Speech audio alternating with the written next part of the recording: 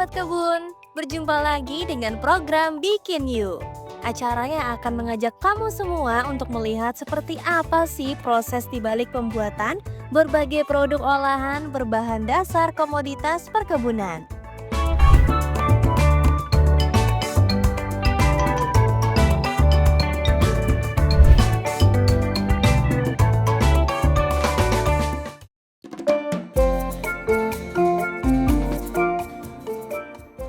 Di episode ini kami sedang berada di Kabupaten Buleleng, Provinsi Bali. Salah satu daerah yang dikenal sebagai penghasil kelapa berkualitas tinggi. Tahukah kamu, buah kelapa disebut sebagai pohon kehidupan karena hampir seluruh bagiannya dapat dimanfaatkan. Dari akar, batang, daun, hingga buahnya memiliki nilai ekonomis yang tinggi. Nah, salah satu produk yang paling populer adalah minyak kelapa murni atau virgin coconut oil yang biasa kita kenal dengan VCO. Perkenalkan, nama saya dengan Ketut Sumayana. Saya di sini sebagai CEO dan juga Direktur dari CV Bali Pure.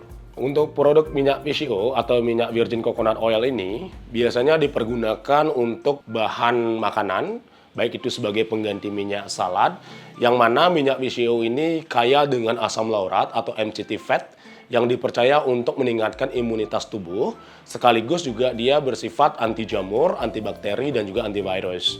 Nah, banyak juga para pelanggan kami menggunakan minyak VCO ini selain untuk dikonsumsi, juga dipakai untuk kesehatan kulit dan rambut.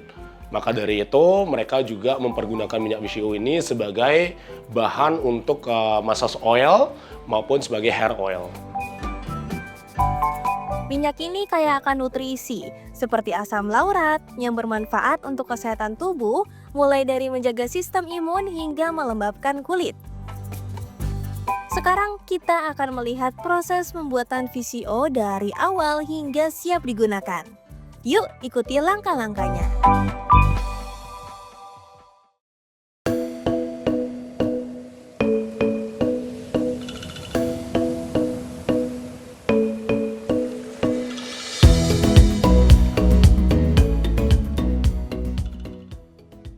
Pertama, kita memilih kelapa yang sudah tua. Kelapa tua lebih ideal karena memiliki kandungan minyak yang lebih tinggi. Setelah kelapa dibuka, dagingnya dipisahkan dari tempurung menggunakan alat khusus. Proses ini harus dilakukan dengan hati-hati agar daging kelapa tetap utuh.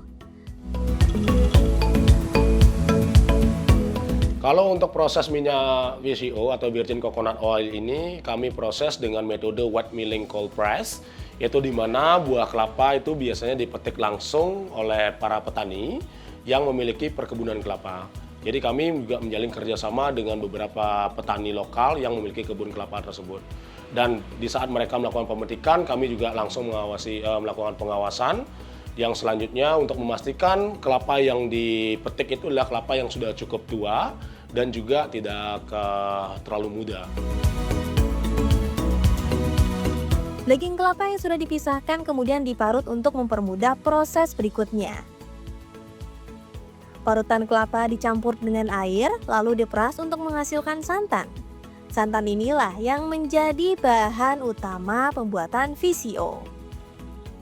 Santan yang sudah diperas didiamkan selama 24 hingga 48 jam untuk proses fermentasi.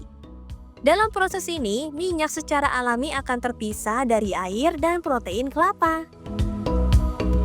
Minyak yang sudah terpisah kemudian disaring menggunakan kain halus atau filter khusus untuk memastikan VCO bersih dan bebas dari residu. Tahap terakhir adalah pengemasan. Minyak yang sudah siap dipindahkan ke dalam botol steril dan siap dipasarkan. Kalau minyak VCO jenis ukurannya kami ada beberapa, Pak. Jadi yang pertama itu ada ukuran yang 100 ml, 250 ml, 500 ml, 1 liter, dan jerigen 5 liter.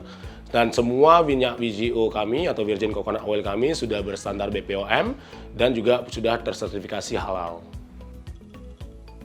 Gimana sahabat kebun? Mudah kan prosesnya?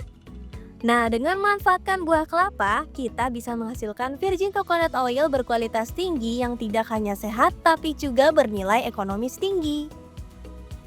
biasanya segmentasi kami itu adalah turis mancanegara yang berkunjung ke Bali. Jadi penyebarannya ada di beberapa tourism destination yang mana di sana turis-turis ingin membeli produk kami dan dibawa ke luar negeri maupun dipakai pada saat mereka berada di Pulau Bali ini. Saya memiliki harapan agar komoditi kelapa ini terus dikembangkan, mengingat permintaan dan kebutuhan minyak kelapa ini sangat tinggi di seluruh dunia, baik lokal maupun secara internasional. Itu agar bagaimana petani terus membudidayakan kelapa ini dan terus mendapatkan support dari pemerintah sekalipun, agar mereka bisa terus berkarya dan tidak merubah prospek perkebunan kelapa ini menjadi komoditi yang lainnya. Nah, Bali Pure sendiri berharap agar bisa terus menyerap daripada hasil perkebunan kelapa yang ada di desa kami maupun di kabupaten lainnya, yang mana kami berharap bisa mengikuti standar internasional itu sendiri. Sampai di sini dulu episode kali ini. Jangan lupa saksikan terus program Bikin Yuk untuk melihat proses pembuatan produk lainnya. Sampai jumpa di episode berikutnya.